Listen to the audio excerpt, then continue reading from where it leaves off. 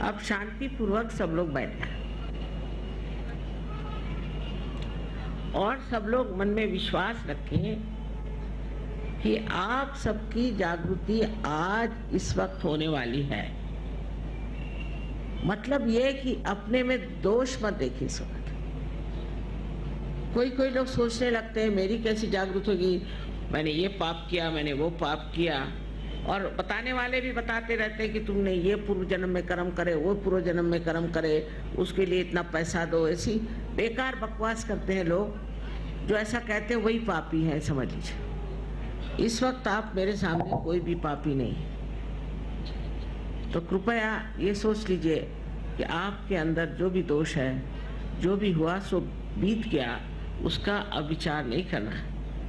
इस वक्त आप शांतिपूर्वक यही सोचिए कि मैं बिल्कुल दोषी नहीं। ऐसा सोचने से ये चक्र पकड़ता है।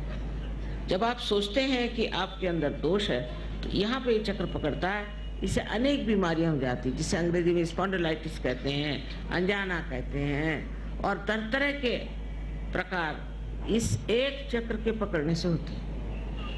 तो हो गया सो बीत गया उस वक्त के, अब तक क्यों आप लेकर बैठे? इस वक्त गलती हुई, उस वक्त ठीक करना चाहिए। तो अपने को कृपया माफ कर दीजिए। और दूसरे ये कि सबको आप एक तरह से, पूरी तरह से माफ कर दीजिए। उनके बारे में सोचना भी गलत है, क्योंकि उससे भी सर दर्द होता है। अब ये बात सोचिए कि आप माफ करें या नहीं करें। आप करते क्या है? कुछ तो नहीं करते। क्या करते हैं आप? कुछ नहीं करते। लेकिन जब आप माफ नहीं करते तो अपने को छलते हैं, सताते हैं उन लोगों के लिए जिन्होंने आपको सताया। इसलिए आप पूरे मन से इन सब को माफ कर दीजिए एक साथ। उसमें उनके बारे में सोचने की भी जरूरत है। आपके लिए तो कुछ मुश्किल होना नहीं चाहिए, क्योंकि नेपाल देश तो ऐसे ही बड़ा पवित्र देश, यहाँ अनेक अवतरण हुए हैं और बड़ा माना हुआ देश है। इस देश के लोगों को तो बिल्कुल चिंता करनी नहीं चाहिए। बस ये अगर काली विद्या नहीं आती तो आपके अंदर ये जो गरीबी आई है ये नहीं आती। इस काली विद्या के कारण सारी तरह की तकलीफें और गरीबी आ गई। बाकी आप लोग तो एक बड़े पवित्र देश में रह रहे हैं। तो अपने इस धरती माता की पवित्रता को देखते हुए और उसका अंदाज रखते हुए आप लोग कृपया दोनों हाथ मेरी ओर इस तरह से करें। सब लोग थोड़ा ऊपर इस तरह से, दोनों हाथ इस तरह से, क्योंकि ये जो 5 उंगलियां हैं और 6 और 7 और 5, 6 और 7 ये हमारे चक्रों के संकेत हैं।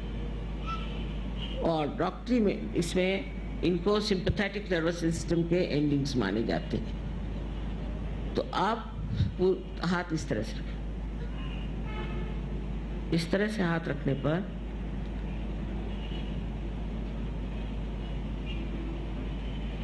चाहे तो आप चश्मा निकाल लें, कोई जरूरी नहीं।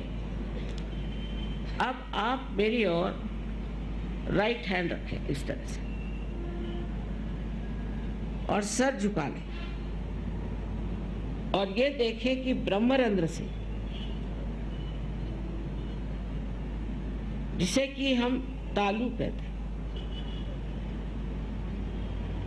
जो कि एक स्निग्ध सा हिस्सा हमारे सर में बचपन में होता है, उसके ऊपर अधांध्र अपना लेफ्ट हैंड रखें, सर झुका के देखें और देखिए कि आप ही के अंदर से कुछ ठंडी या गर्म हवा जैसी चैतन्य की लहरियां आ रही हैं क्या? देखिए, आदि शंकराचार्य ने कहा था इसका वर्णन सलीलम सलीलम, ठंडी ठंडी हवा।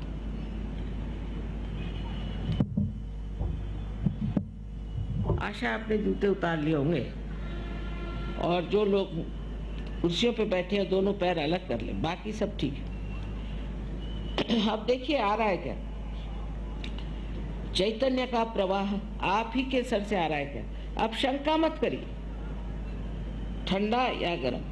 अगर गर्म है तो इसका मतलब है कि आपने अपने को क्षमा नहीं की या दूसरों को क्षमा नहीं की। तो अभी कृपया आप क्षमा करिए। किसी किसी को दूर तक आता है, किसी को नजदीक आता है, पर सर को छूते हुए हाथ मत रखिए, ऊपर। अब आप लेफ्ट हैंड मेरी ओर और फिर से सर झुका के राइट हैंड से देखें कि आपके तालू भाग से कुछ ठंडी या गरम गरम हवा आ रही है। मुझे तो लगता है, बहुतों को ये लगता है कि आप दोषी हैं, इसलिए भी गरम हवा आ रही है। कृपया ये सोचना बंद करिए। ये पशुपतिनाथ की जगह है, वो तो सबको क्षमा कर देते हैं, फिर आप कौन ऐसे हुए कि आपको क्षमा नहीं करेंगे?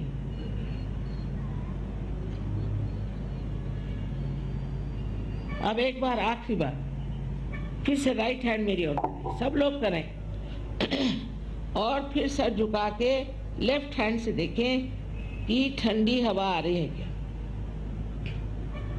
बहुत से लोग बेकार बातें करते हैं कि कुंडलिनी जागरण से ये होता है, कुछ नहीं होता। आराम मिलता है, तकलीफें जाती हैं, बीमारियां जाती हैं, मानसिक शांति मिलती है, अनेक विध शक्तियां जागृत होती हैं। ये सब ये इसलिए कहते हैं क्योंकि उनको जागृति आती नहीं है। हाँ। अब आप लोग दोनों हाथ सर की तरफ और आकाश की ओर देखिए। कितना सुंदर आकाश का रंग हो रहा है, देखिए कितना सुंदर आकाश का रंग, इस वक्त होता नहीं, कितना सुंदर रंग हो रहा है। और एक प्रश्न पूछे, 3 बार एक प्रश्न पूछे कि माँ क्या ये परम चैतन्य है, क्या ये ब्रह्म चैतन्य है? मुझे माँ कहिए, श्री माता जी कहिए। मन में पूछे 3 बार प्रश्न।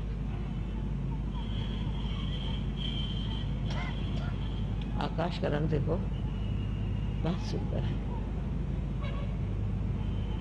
अब हाथ नीचे ले लीजिए। अब दोनों हाथ मेरी ओर करके इस तरह से, और मेरी ओर देखें और सोचिए नहीं, मेरी ओर देखिए और सोचिए नहीं। किसी किसी को नीचे से हवा आ रही हो तो वो नीचे से उठा के ऊपर ले जा सकते हैं, इस तरह से 2-3 बार करने से ऊपर आ जाए।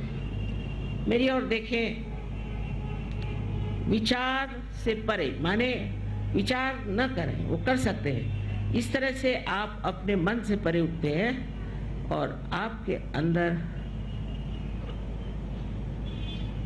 निर्विचार समाधि स्थापित हो गई। कितने जल्दी हो गई, इसका कारण है ये कलयुग का जोर। हर चीज यहाँ जल्दी होती है।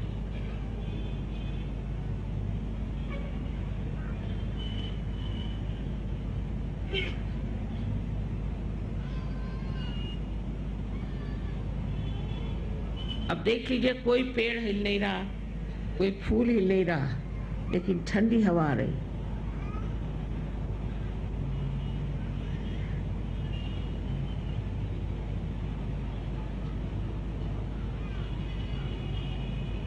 आप में से जिन लोगों को हाथ में, माने उंगलियों में, तलुए में या तालू से ठंडी या गर्म हवा आई हो, वो सब लोग अपने हाथ ऊपर करें। जरा लाइट उधर दीजिए, मुझे समझ में, जरा उधर लाइट दीजिए प्लीज।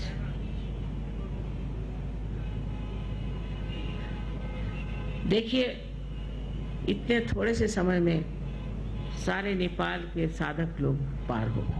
आप सबको अनंत आशीर्वाद, अनंत आशीर्वाद। ये सिर्फ नेपाल में ही हो सकता, हिंदुस्तान में हो सकता है, और कहीं नहीं हो सकता। और जगह तो घंटों मुझे मेहनत करनी पड़ती, पर जो चीज़ आसानी से मिलती है उसका महत्व हम लोग समझते नहीं। इसलिए अब आप अंकुरित हो गए और इस अंकुर का आपको वृक्ष बनाना ही पड़ेगा। यह आपका कर्तव्य है अपने प्रति।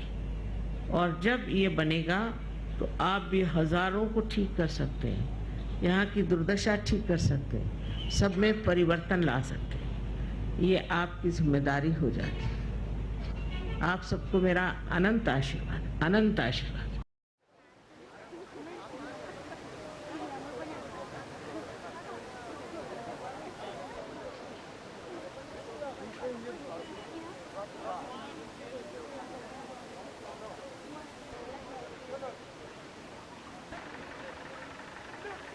The youngest Sahaja Yogi. Yeah. How many days old? How many days old? 1 week old. 7 days old.